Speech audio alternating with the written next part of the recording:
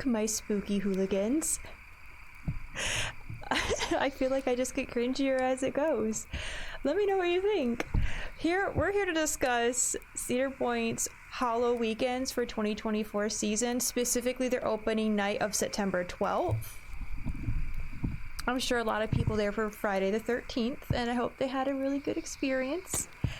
I had a good experience. It's Cedar Point, okay? It's Cedar Point. If you like coasters, it's hard to not have a good experience. Personally, I thought they kind of dropped the ball for HalloWeekends. I don't know what's happened since COVID, because I haven't been since 2017. That was my last year going.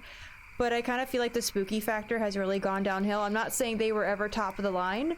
They don't specialize in haunts. They are specialized in being a theme park. However, I just feel like the acting wasn't as good, at least not on opening night. I did go back, and we'll discuss that in another video. But for opening night, none of the shows are up and running, which, okay, it's a Thursday. I get it's a Thursday, but it is your opening night. Your opening night should have an impact. So I do feel like they should have had all their shows running, specifically Shrieks and Midnight's Curse. I really think those two would have been beneficial to have going on. Their app, let's discuss their app real quick, because they didn't have the HalloWeekends filter for opening night ready to go. I don't know when that was actually officially established, but it wasn't there until the following week, unless when we see it. Because otherwise, when you'd search HalloWeekends, like, almost nothing would come up except for a couple of the haunted houses and not the rest of it. So I don't know what happened with the app, but maybe it just isn't that great. Its reviews aren't that great. But yeah, they kind of dropped the ball a little bit. We only went through half the park that night, so I will only say we went through, when you enter the entrance, we visited that first little entrance and all the left side of the park. We did not go through the haunted houses that night, except for the butcher one, which kind of standard for like how it went. However, I don't know if it's because it was kind of dead on opening night, okay, which was nice. I don't know what happened with the butcher part haunted house. It's never been that great, but they had it so like people were going in a line, and then there was a part we were just standing in one room for 5 minutes because the line wasn't moving, and we're not really sure what was happening because there was nothing there that should have made it stagnant like that. And it really like ruins your momentum in the haunt. And again, it's really loud in there, which is kind of like how it's supposed to be. I never really thought that was a great haunt. I think that was one of the weaker portions. What was formerly considered Screamworks, I don't know if people remember that from several years ago. I don't know when that was officially taken down, where they had the skull. As in, if you're in the back of the park and walking towards the Millennium, they'd have a big archway with the skull on it with lasers coming down, lots of fog, lots of actors, lots of like really detailed lighting, like dark, but a lot of Halloween lighting, and a lot of fog. And I really liked Screamworks. A lot of people sliding on the ground, and it would make those like sparks, and also have little tools to make sparks. Really enjoyed Screamworks back in the day. I say back in the day, it was probably less than like, it might have been around 5 years ago, I'd say, probably when that ended. I'm not really sure. Again, the last year I went was 2017. Really liked Screamworks. They seem to have gotten rid of that for a different theme, and the skull is now a talking skull on the ground for someone to talk to. That area wasn't really set up for opening night. There was granted, it was a little windy, so like if there were fog machines going, and the fog was kind of getting blown in the other direction, so, but they didn't really have a lot of lighting. It was just kind of dark. There was no like spooky lighting. They had like one blue light we were going through, like maybe 2 fog machines, and maybe like 2 actors. They had some pumpkin things set up. Those were cool. We saw some people walking around the interactive lanterns, and apparently for a lot of people, those weren't working accordingly. I know that they do respond to the shows, but if the shows aren't happening, so you're spending $40 for a lantern, and half the things that I've seen on videos and while we were there, they weren't working. So that's a bummer for people who spent that. I did not. I kind of just saw people using it and would like follow them around. Saw a lot of live streamers that day too. Of course, you're going to Cedar Point for the rides, so that was really nice. I just thought the spooky ambiance, I'm not going there to get scared. I don't get scared easily, but I feel like they could have done better. Cornstalkers 2.0 was a joke. I remember it when it was 1.0. It was much better. It was a much longer haunt. I know people like to wait 90 minutes to 2 hours to get into that haunt, and I can't imagine waiting to do that. It's literally you walk in a straight line. I'm not joking. You walk in a straight line for maybe 200 feet if you're lucky, and it's a little bit of lighting, no fog, maybe 2 actors, and at the very end a small animatronic that is in the pitch black, so you can't see. You could easily run into it. It's right off the path. And then you walk into the barn area where there's 1 large animatronic and 2 actors up there, and the impact is just lost. They don't even, like, they didn't interact with us. I don't know if they were nervous for the first night. That is a possibility considering what we saw when we went back a week later. But opening night, the ball was dropped. The Western Tombstone Territory. It was, in my opinion, always the weakest of the scare zones, because you have scare zones, walkthroughs, and haunted houses, and just regular ambiance throughout, and the shows for HalloWeekends, and of course, themed food and beverages. And I will say, they didn't have most of the food and drink. They had a ton of beer available and open, but they didn't really have a lot of food and drink options available on Thursday when we went. I thought that was kind of, like, sad. I will say the bar we walked into with the skeletons and the spider webs and lights, they were in the way you're going towards Frontierland, and it was very nice. I liked that. I thought that they did a very good job decorating the interior of that bar.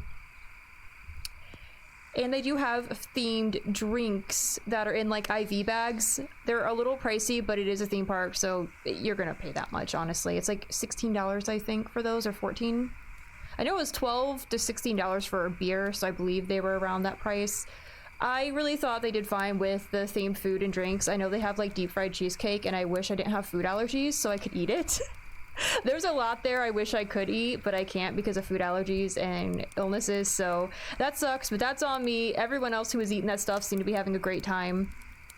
So good on them. I think they did a great job with the themed food and drinks this year. Love the IV bags that people could carry around. They're not real. There's no blood. It's just like liquor in it. And then for people who, there is non-alcoholic versions as well for people who can't have alcohol. So I thought that was a nice touch as well. Or people who don't want alcohol too, I should say. Just because you're old enough to drink doesn't mean you want to. Especially at a theme park if you might end up puking.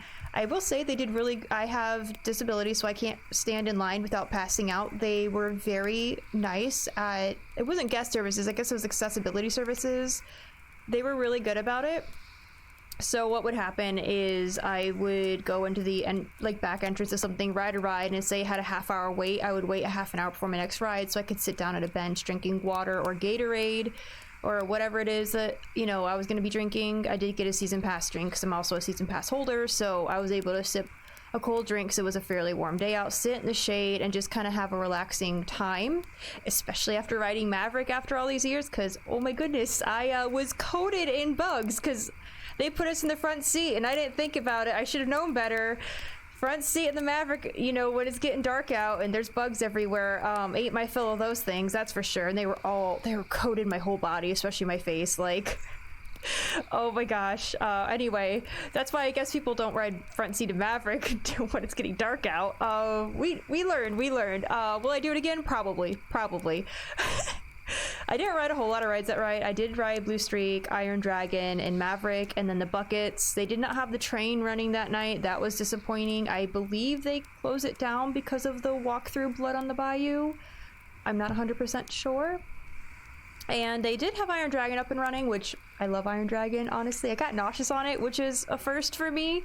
I don't really know. Maybe it's because that was like my second ride back to Cedar Point in all these years. It did go away, but I don't know why. Blue Streak didn't make me nauseous, but Iron Dragon, which is smoother and less rough, made me nauseous. And Maverick was fine, but Iron Dragon, something about it just made my stomach a little bad. But I had we only did 3. We had a lot of rest in between rides, so it was nice. Their weights weren't even, like, Blue Streak didn't even have a weight. Iron Dragon didn't have a weight. Maverick did. But again, I got to go to the accessibility area, and then I just was required to wait a half an hour between rides, which is fine with me because I need that time. If not like a full hour or 90 minutes in between rides, I am not a person who can go ride to ride anymore like I was when I was younger before I had a lot of these problems. Ultimately, I had a good time. I really enjoyed that they're accessible. I wish their HalloWeekends overall was better for opening night. Not just because, you know, on Thursdays that they don't have everything going on. I feel like the shows would have made it just a lot better. But they they were missing so much in the Frontier area, the western area, just a little bit better than it has been in previous years, I'll admit, but still not great. It still was like one of the weakest. We didn't make it to the clown area that used to be like Carnival. We didn't make it to the rock and roll clowns that night. We saw it from a distance, but we were just too tired to go there that night. So I'm only reviewing it essentially from opening night from the left side of the park. But yeah, Blood in the Bayou and Cornstalkers were both walkthroughs. They were both jokes. Cornstalkers, you wait in line. There was a huge problem. People were trying to walk to what very much looked like the entrance and then being turned away to go to a different entrance. And then we're supposed to go through the fast pass entrance for the haunted houses, and because of the accessibility pass, and the workers, two of them, pointed us to the wrong line, so we ended up actually waiting with someone else who had the same accessibility pass that we did, and they also end up waiting when they're not supposed to be waiting because they can't stand in line. However, the line was very short, so I'm like, okay, I can probably manage to stand up for 5 minutes, and if not, I'll sit on the damn ground. I know people won't like it, but it's a short line. I didn't want to walk all the way out to go walk and find the line wherever the hell it was. We found it later, but there were a bunch of people asking if the line situation was fixed, so clearly some of the haunts were having issues. Blood in the Bayou didn't. It flowed very well. It was a much longer walk because they did switch Blood in the Bayou. Like, it was the same as from what I've seen as last year. Nothing has really changed in the park as far as haunts or walkthroughs or scare zones. But they changed Blood on the Bayou, where it used to be kind of near the dragster. It's now over where, like, the Screamworks used to be, and where Cornstalkers is. Cornstalkers used to be a much longer walk, and it used to have people on bungees that would come out you out of the dark, have fog, lighting effects, more actors. Is a much longer walkthrough. Yes, still a little cheesy, but I enjoyed Cornstalkers back when it was 1.0, right? 2.0, none of the areas in the park had anyone on a bungee system. They had like little to no animatronics. Nothing was covered up or well designed, I didn't feel like, for this one. Same with Blood in the Bayou, whereas they had lighting going off in directions like on a slide, where it's like maybe they're trying to make it look like a snake, but I don't think that was the case, and if so, they kind of missed out on that really hard. They had these semi-animatronic gators that had no back ends. Like, they didn't have legs or tails. They just had like half of their body cut off, and it wasn't meant to be gory. It was just that's how the animatronic was built and ended. They should have put that under the deck of a building so it would cover up the fact that they're only half animatronics, or put guts behind them. They only had like 4 actors total for Blood on the Bayou, and then there were sounds going off that didn't match the lighting effects and everything was really disorganized. And then there would be large periods of time where there was just nothing at all. It was just a walk on Blood in the Bayou, that's all. Even when you're on the boardwalk of areas, they could have had light up like pumpkins in the water like they do near Dragster. They could have had lights kind of emphasizing other parts of the deck, so when you're walking on one part of like this pier, you could see back and you could see lights coming up, make it spooky. Have there be fog coming up from near the water, or even where you're walking near the path. That would have been really well done. Just some lighting and fog and some lights can go a long way if you don't have room for animatronics, actors, or a lot of set design, and they didn't do that. That was really disappointing. I never say anything really during a haunt, but this time I kind of broke because it was such a long walk. I think it was about a mile walk, maybe a little longer. It was a very long walk, and we weren't the only ones complaining. There were a bunch of people behind us complaining about Blood on the Bayou, and I was like, well, at least you don't have to wait in line for it, so that part's nice. But yeah, they really changed it to be more redneck hillbilly, whereas before it was more had those like voodoo vibes to it. I liked it when it was like that, and now it's just like rednecks and barely that, because they have one tiny section where it's like that. I'm trying to think if there's any other ones. We didn't go through the pirate area that night, but again, Cornstalkers and Blood of the Bayou were like huge disappointments. Honestly, if you're gonna go to Cedar Point, don't go to HalloWeekends to get scared unless you're extremely easily scared, because you're probably not going to. But again, they have rides, and if you go on a Friday or Saturday, they have amazing shows. Highly recommend it for that.